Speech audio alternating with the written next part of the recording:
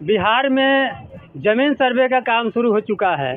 जैसे ही ज़मीन सर्वे का काम शुरू हुआ, तरह तरह की समस्याएं उत्पन्न हो रही है और बहुत सारे ऐसे लोग हैं जो बहुत परेशान हैं कि ज़मीन सर्वे कैसे होगा, ज़मीन सर्वे में क्या क्या कागजात लगेगा और वंशावली में आखिर किनका किनका नाम दर्शाना होगा। बहुत सारा सवाल है लोगों के मन में, लेकिन एक सवाल मैं रखना चाहता हूँ और समाज के बीच में कि वंशावली जब बनाने की बात आती है तो वंशावली बनाने में अगर एक पिता के अगर 3 बेटा है तो 3 बेटा का नाम दर्शाना होगा। वहीं अगर 1 या 2 बहन है तो बहन का भी नाम दर्शाना होगा।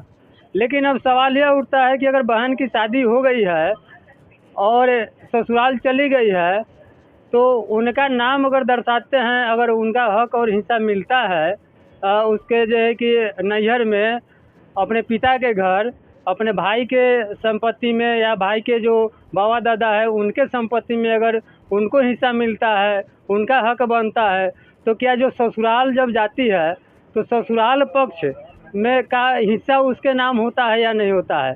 तो ससुराल पक्ष का जो पति है, मतलब उनका जो पति है, तो पति का तो ऑलरेडी हक हिस्सा तो वहाँ बन गया उनके बाबा दादा के संपत्ति में।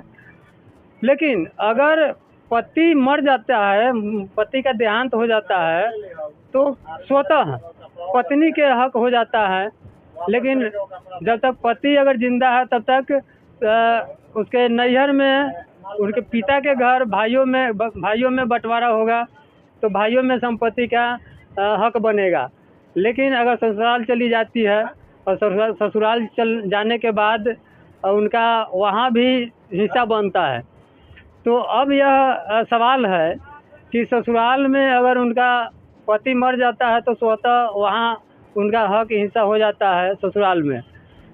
तो क्या अगर ससुराल में हिस्सा होता है तो क्या उसके मायके में उनके जो बाबा दादा जहाँ उनका जन्म स्थान है, जहाँ जन्म लिए हैं, उनका बाबा दादा का जो संपत्ति है, तो क्या इस संपत्ति में उनका हक बनेगा, हिस्सा बनेगा? अगर इसमें भी हिस्सा बनेगा और ससुराल में अगर पति मर जाते हैं, विधवा हो जाती है, तो वहाँ भी हक और हिस्सा बनता है। तो कहीं ना कहीं एक महिला को दोनों जगह हिस्सा बनेगा या कहीं एक जगह हिस्सा बनेगा, ये बहुत बड़ी सवाल है। तो यह सवाल हम समाज के बीच में इसलिए रख रहे हैं कि बिहार में सर्वे का काम शुरू हो चुका है, तरह तरह की सवाल आ रहा है और जवाब हम ढूंढने की कोशिश कर रहे हैं। तो अगर आपको इस तरह की कोई सवाल है तो कमेंट में ज़रूर आप हमको सूचना कीजिए। आपका भी जो सवाल आएगा उसका जवाब भी हम अधिकारियों से पूछने की कोशिश करेंगे और जैसे ही अधिकारियों से जो जवाब मिलेगा वो सवाल फिर हम आपके बीच में रखेंगे। क्योंकि कमेंट बहुत बड़ी चीज़ है और आपकी सवाल बहुत बड़ी चीज़ है। जब तक आप सवाल नहीं करेंगे तब तक हम जवाब आपको कैसे देंगे। तो फिलहाल आप देख रहे हैं लाइव इंडिया। अभी हम ट्रेनिंग के ही मसले से अभी दिल्ली जा रहे हैं, तो अभी मैंने सोचा कि बैठे बैठे क्या करें, कुछ जानकारी आपको दे देते हैं।